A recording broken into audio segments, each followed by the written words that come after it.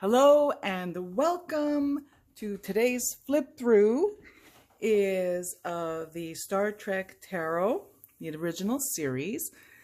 This was sent to me as a gift from the creator, Leech, and I'm going to do a little flip through for you all. I'm very grateful for this gift. Thank you very much, Chris.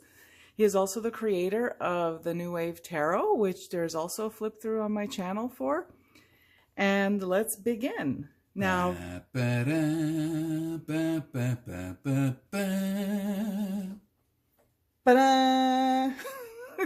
with me today is my lovely assistant. All right, so we're going to start with... Did you want to say hello to the people? Hi, Mary Grace's fans. I hope I don't say anything that gets me hunted down to my death on the internet. I wouldn't go as far as saying fans, but we have viewers. Friends, enemies, countrymen. Lend me your pointy ears. Uh-oh. I don't know if I should actually be here. All right, let's do this. Okay, first of all, look at this book. This is an encyclopedia of the original series. This is, and this is his Etsy store is Welkin Tarot. All that stuff will be in the description bar. The book was awesome as a standalone description of each episode. I was quite impressed. It's crazy, isn't it? It's like, talk about an encyclopedic knowledge, and from a tarot standpoint, beyond compare. This creator is able to really convey their knowledge of both Star Trek and tarot. It's an incredible guidebook. I would go as far as saying that his guidebooks, because I have two so far, would be standalone even without a deck. I would say so. Just reading through the Star Trek ones, Star Trek basically raised me from 1972 to 1977. So I would say the descriptions of the episodes. I mean, there was fun stuff in there that even I didn't know. All right, so we're gonna look through the cards now. I'm gonna do a flip through, and you sir can look through the book if you want at the same time. All right, so beautiful. Beautiful, beautiful. Look at this. This is a great collector's item, honestly. But it also reads really well. Okay, so there's the box. Oops, they're upside down. Two-part box. And just like look at these backs though. Oh my God. So I have put the little... Yeah, the one thing too is, like, let's just see. That, I think, as any kid who grew up, like, he's a year older than I am here, and I think I have probably the exact same photo somewhere. and they were my Star Trek uniform as well, but mine was yellow. Ha. All right, so here are the backs, and the cards are compared to, okay, the only one I have here right now is a Fournier deck, Spanish Tarot. This is the size of the cards in comparison. Whoop. Okay. There we go. All right. So we're going to do a flip through, and you'll get to see. This is really nice card stock too. Let me just show you. This is like real. This is real card reader card stock. This shuffles beautifully. Did you reorder these for this presentation? I did. So we're going to start with the Major Arcana, and my lovely assistant will join us. Pressure to find it in the book. All right. So yeah, we're starting with the Major Arcana, and the suits are color coded. So the Major Arcana is black, and then you see the rest are color coded, and the color coding applies to the... Absolutely. To both, I would say the at least the Star Trek. Yeah. All right. Categories, but I think you were mentioning that they kind of make sense in what it is. I mean, essentially, it has to be a tarot deck first, right? Yes. So. All right, let's do this.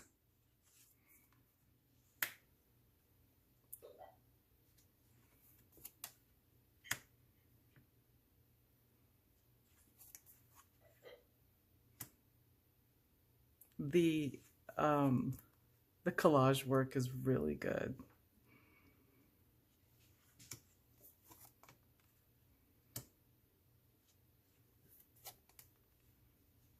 So at any time, if you want to, you can pause the video. Well, let me try to center this better. I don't know. I'm trying to center the cards. Yikes. A1 production, always. Always. Cinema verité. One take grace. That's what we right. call you.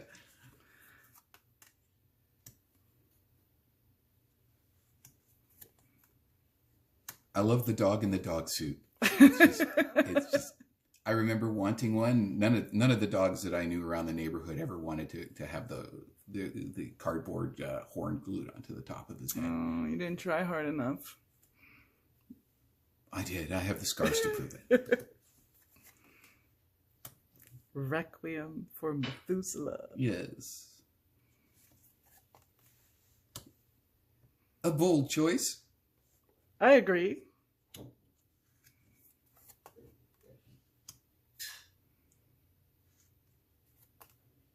The Hangman. Yeah, this is one of those episodes I'd always skip because I really didn't know what they were trying to say with it. It took a long time to go through.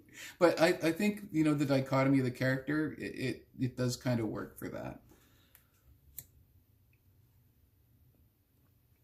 Yet another red shirt. Oh my gosh. Now the interesting question is who would be the devil in this scenario? Is it the giant rock creature making them all fight? Could be. This one could be read several ways. This is actually really quite good. Ah yes, the Doomsday Machine. That the was tower. That was always my favorite episode. I think it's everybody's. Yeah, you know, I mean, you never want to be Scotty's girlfriend. You know, every time Scotty had a romantic interest, what was the first one? I don't know if this one came before the other episode, but his other girlfriend gets murdered by the ghost of Jack the Ripper, who happens to be hurtling through time for some reason. This one here, possessed by alien light creatures.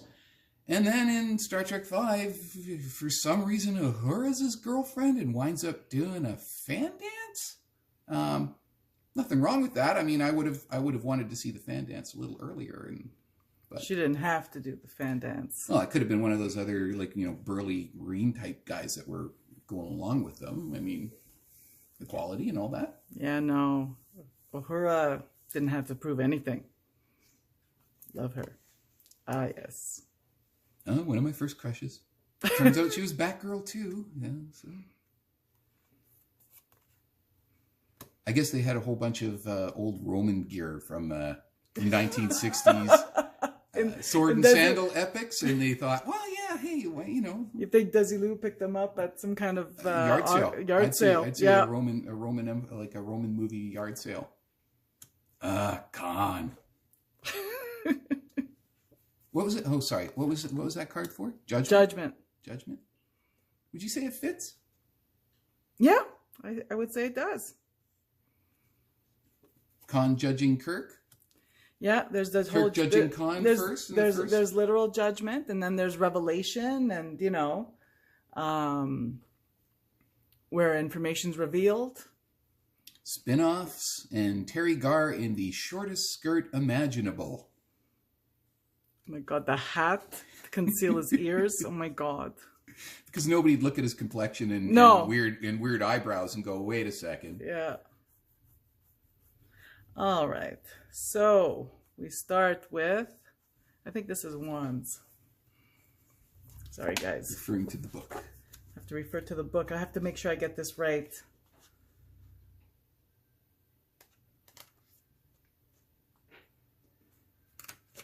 I like the guy in the background there, like, you know, like he's kind of been wanting to kill the baby the whole time, and then at the end Klingon, and then gets like, you know, knifed in the gut immediately so somebody else could go and phaser him. Okay. Ace of Force. Ace of Force. So yeah, these are wands. Well, let me just check this out. So you have the photo of the card. You have you have the image of the card. You have the episode, the captain's log. And then you have the tarot information here. And my favorite part of this is the subspace chatter. Okay. So, Force.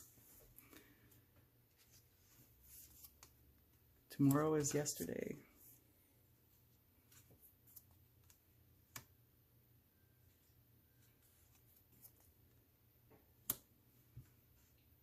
I'm trying to remember if it's 1 beat for yes and 2 beats for no, or the other way around. I always got confused about that.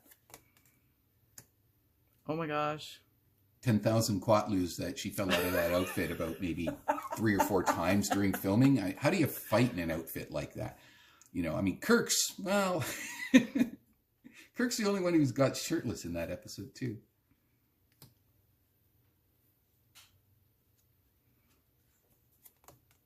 Oh my God. He's cute. I love him. And this is like great for the 7 of Wands.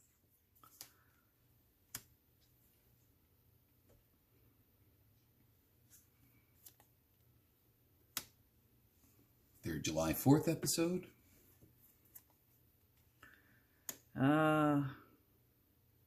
See, it's interesting that, you know, like the old age makeup on Shatner for this episode, you know, and you look at him as an old man, as a guy in his 90s. We actually met him one time. Yeah. A guy in his 90s, he definitely doesn't look anywhere as bad as, you know, a guy in his 90s would normally look. Yeah. Chekhov trying to look tough. No one could look tough in that haircut. So this is the Page of Wands. This is the Knight. What is it? What's the meaning of this card? And I'm trying to think how it would associate with this particular episode. It's impulsiveness. It's well, this is Force, right? And it's Wands and it's fire. So it's a very fiery deck, elementally speaking. And the Knight of Wands is that first impulse, that impulsivity, that drive to just take a chance on something. And I do, you know, I'm wondering how many people would look at the starship and go, "Oh, wait a sec, it's got the wrong number on it." That is, in fact, the USS Intrepid, not the Enterprise. Yes, I know, Star Trek geek. Shut up. Nice. That's why you're here. The Queen of Wands. Love the outfits. And the King of Wands. Scott again. This is the episode where his girlfriend gets murdered by Jack the Ripper. And next is Water or Cups. I gotta say this is the emotion. This is the emotional, or the suit of emotions, of water, of the subconscious, of feelings. Yeah, I'm gonna get a lot of Star Trek fans coming after me for this one, but this is usually a skip episode for me.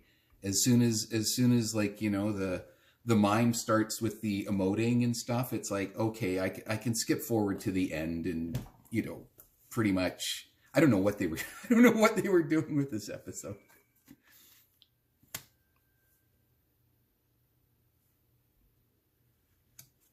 I'm getting looks. Oh my God, I love this. Stop it. Space hippies. 3 of Cups. Oh yeah. It's, you know, friendship, community, celebration, partying. Yep. You know, I mean, you figure if they were going to go down to that planet and stuff like that, they'd at least wear some shoes. Maybe take some, like, they were supposedly being billed as these like kick-ass scientists who went hippie, and they didn't bother to do any kind of work on their Eden planet. Too busy partying. Another skip episode.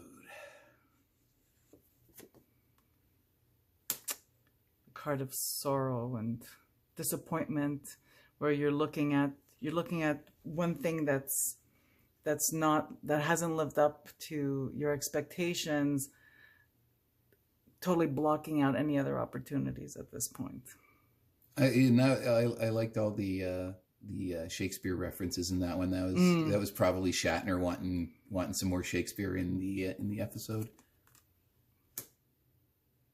Which one's that one? This is the Six of Cups. Usually, like in some, well, in the Rider-Waite-Smith, in Arthur Waite's meanings, it's nostalgia, childhood, looking back to simpler times. Oh, that kind of fits. That definitely fits the one thing I've been impressed about so far, that the choice of episode definitely fits, with the representation of the actual tarot card. I keep waiting to pick one that goes, no, that's not the one. He's wrong, But... Well, when we went through it the first time, there wasn't any. Are you saying we practiced this off camera? No, we did not practice it off camera, but we did open it up when we got it. We were pretty excited. Well, yeah, and then I barged my way into your video. I know. Seven of Cups. I loved Finnegan, and I loved seeing his ass get kicked. Oh.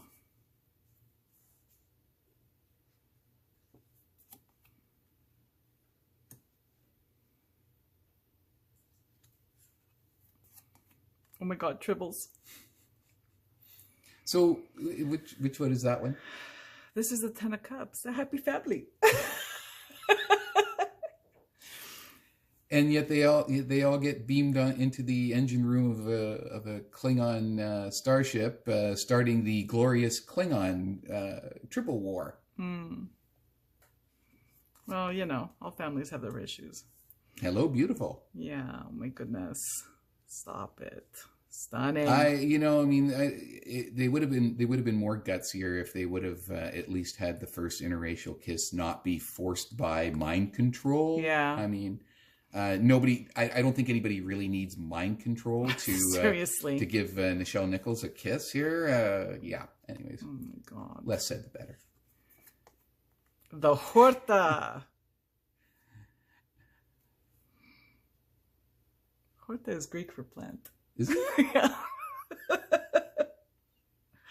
I love that they captured Spock's emoting. Well, yeah, because the Knight of Cups is like, think of Romeo in Shakespeare, in Love with Love. It's like, so, it's a very it fits, especially because it's Spock. Oh my God. Yeah, I think Nimoy wanted a chance to emote more. Yeah. So. That's one of the creepiest monsters from my childhood. I just remember looking at the suit and the mask on this thing, and like, just and the slow way that it moved, and both the actress and the guy who was in the suit, like staring into the screen, and like there was more menace than any kind of CGI crap that's coming out today. And this thing, I had nightmares about this. Oh, another McCoy, two McCoy girlfriends, like in a row here on this one. And McCoy got a little bit of attention there too.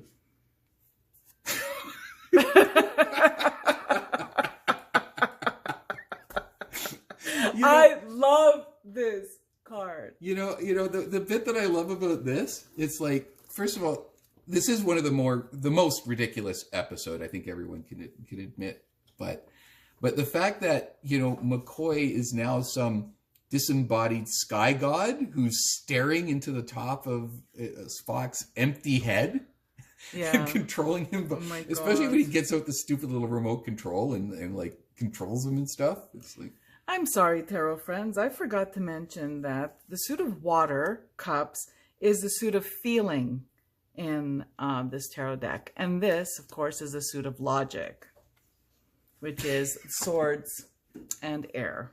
It's funny that the first card in the suit of logic is probably the most illogical episode. Like, it's, oh yeah, Spock's brain.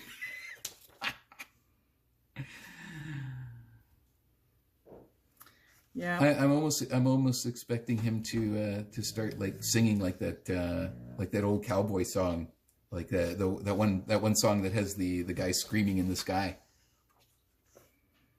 Oh my gosh, right? No, that's I love that card. I'm sorry. I'm a little concerned I may have gotten something wrong, but you know what? If I got something wrong with the suits, I will let you know. But this is feeling, this is logic, this is water, air. I had the same issue with the New Wave Tarot personally, that the colors don't match because I read elementally. This has more to do with how I read the tarot, and that sometimes I could be rigid, that the colors don't match up for me with the elements, when that's not always the case. It's like, a creator will choose a different color. In this case, it fits Star Trek. So, all right. Logic. Two of Swords. Ponfar.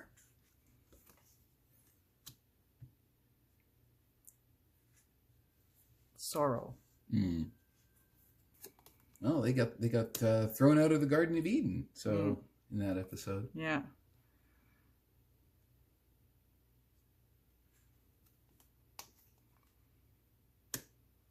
I remember saying the Doomsday Machine was my favorite episode. I lied. No, this is my favorite episode. This is it? Yeah. So much going on in there, in one episode, and it's so tight too. Let that be your last battlefield.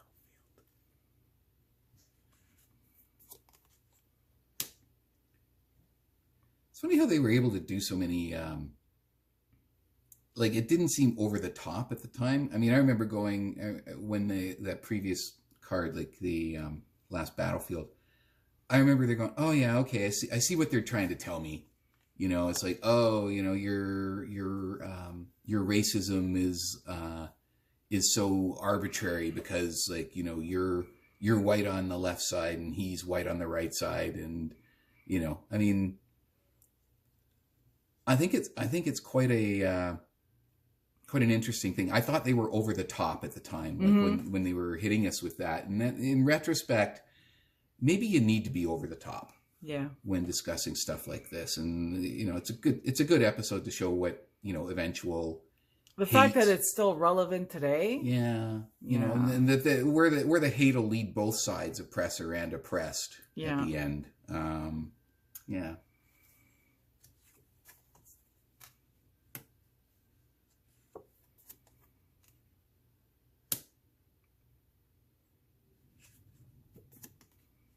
Ah, yes. This is the card of nightmares, and is most common label this card gets, the Nine of Swords, Man of Logic, Man of Air. It's mental turmoil.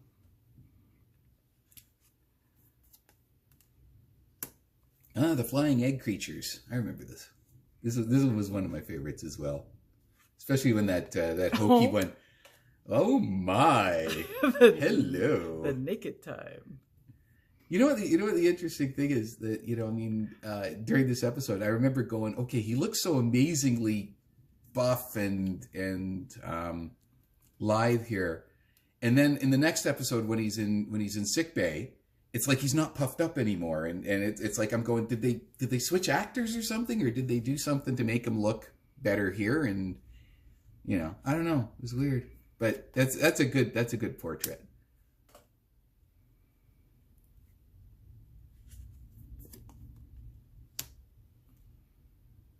The Romulans were more progressive. They actually let a woman run the whole fleet there, but then they proceeded to nerf her by making her make stupid decisions, and maybe the Romulan commander should have been not so enamored of Spock and his charms. Yeah, well, that's definitely 1960s. Yeah, social commentary. Yeah, or cultural commentary. What's this card supposed to be? This is the King of Swords. It's mental clarity and a strong leader.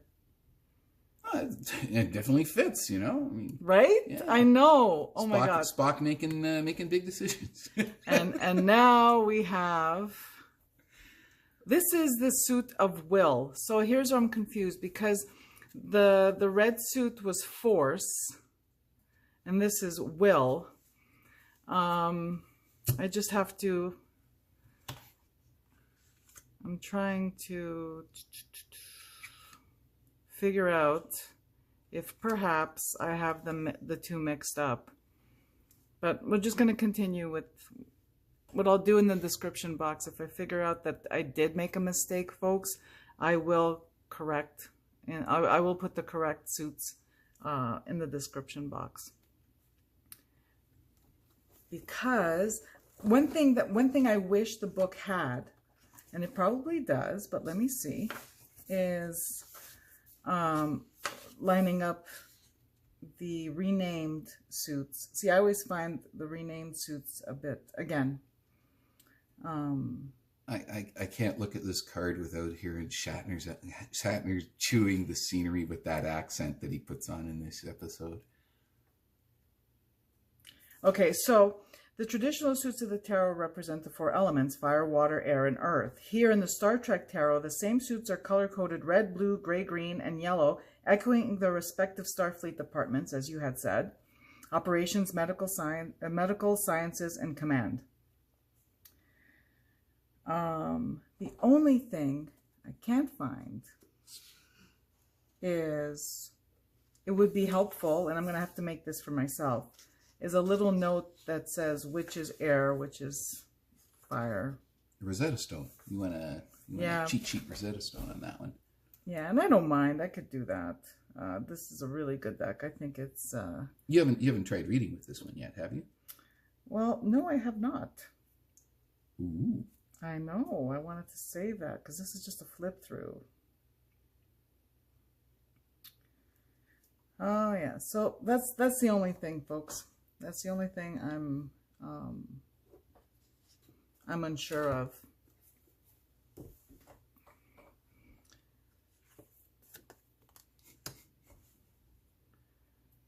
Yet another one of Kirk's old girlfriends coming for revenge. Last episode of the series. Journey to Babel. So... Awkward Fenton Mud. Okay, so... That's not that episode. But still. So I'm thinking this might be... No, I'm not going to say, folks. I'm just going to put in the description box.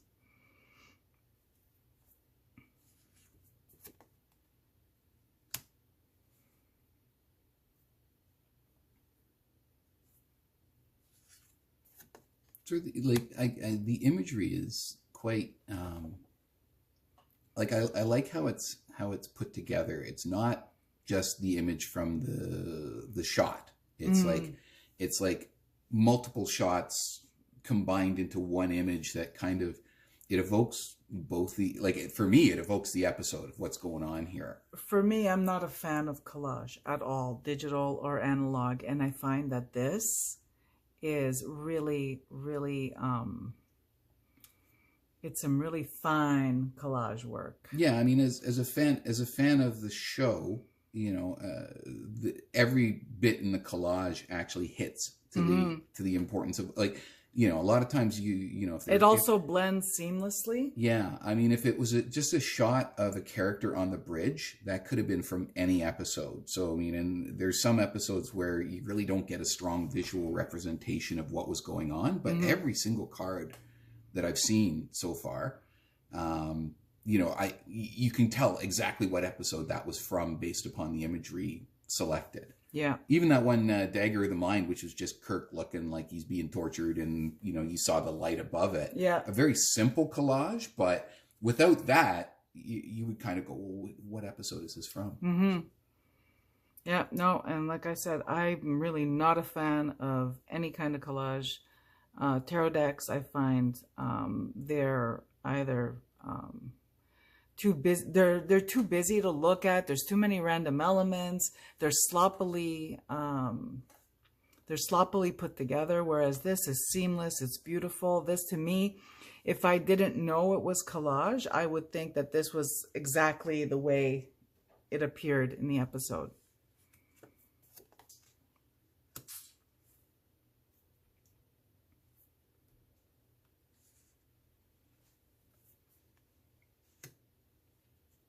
Joan Collins. So my guess is that this is Earth and that this is also Pentacles, but I will make sure to... Another Skipper episode on my rotation. It's so well put together, though, this image. Oh my God. The image is cool. I just, familiar. Oh, va-va-voom. You can cut that out, right? No. Oh, fine. We leave that there. Yeah. Stunning. Yep. A basket weave beehive. Iconic.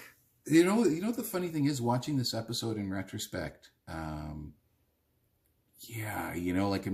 with modern context in terms of stalking and potential sexual abusers and also, it's actually a lot more uncomfortable watching this episode now than even back then, because the kid is just such a overpowered, he's give a sex offender ultimate power, and you've got this kid, right? So is it really just a happy ending that he goes back to his people? That I don't know, anyways. Oh my God. Nomad. We were just talking about that episode today. Yeah. Which card is that one?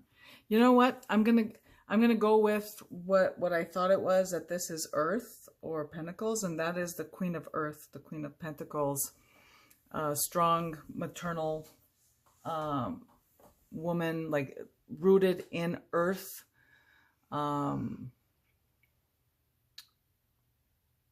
Oh my God, my brain just fell out of my head. Nurturing. Pretty far down into the video before that happens. When does it usually happen? Oh my God, I don't know. I think it's because I got distracted. And that this I'm guessing is the King of Pentacles, if I'm going with the fact that this is Earth. The Earth element. That is Patriarch. Yeah, I mean, we could read the book. I know. But that's not really great for live video. No, the thing is, I did mean, you know what, now in hindsight, I did mean to make a note for myself because I hate doing it this way. But I think it also gives a more, a better first impression, right? I'm opening this up. I think this is incredible, but at the same time, it trips me up a little bit because of the change. And it's not just this deck. Any tarot deck where they change the suits, they change the names of the courts or the major arcana, always trips me up. And that's just because I've been reading for so long, and I have predisposed to certain proclivities. One of them is I'm a little rigid when it comes to tarot, because for me it's a very solid structure. You? Okay, so let's do.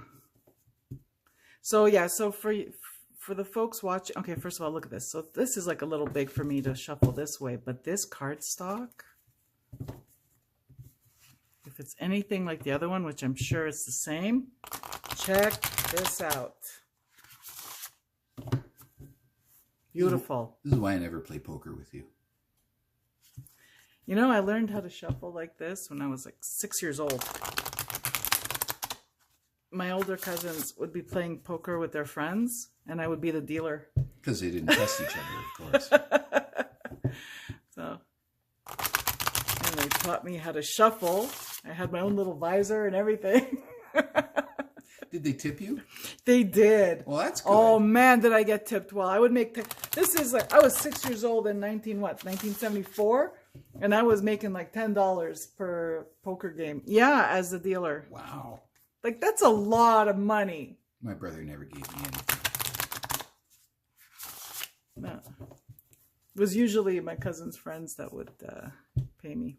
Did you ever cheat against your cousin? Like in their favor? I don't know. Not intentionally. So this is it, folks. This is the Star Trek, the original series tarot deck and guidebook. I freaking love it. I love it enough. Like, if I've had the experience in the last few years, as you guys know, going through a lot of different tarot decks where I wouldn't bother. Like this, like, you know, I wouldn't bother.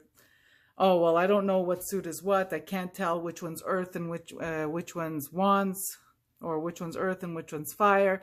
And I would just set it aside. This one, I'm actually going to take a hard look at it and make myself a little crib note for it, because it's totally worth it. I really love it. Thank you so much, Chris. I am so grateful for this beautiful gift. And I will have the link in the description box for anyone who wants to add this to their collection or buy it for someone who loves Star Trek. Pretty deck. I've seen the number of decks that you've gone through, and of course, you know, this is beautiful. It's, yeah, and for a theme deck, yeah, it definitely, for me, it wasn't half-assed, because, like, you know, as a lifelong fan, yeah, I'd be coming in here with, well, about the, you know, and I would be trying to nitpick certain things. And I'm typically pretty harsh when it comes to novelty decks. I don't think this is a novelty deck at all. No. I think this is thoroughly thought out. There's a few other ones on his site that I've been looking at. I'm quite curious about the Shakespeare tarot, because we know Shakespeare, right? So like, we're Shakespeare fans. So yeah. All right, folks. Thank you so much for joining us today. And we will see you, or I will see you, in the next video. Please don't hate me. Oh, stop. Say bye. Bye.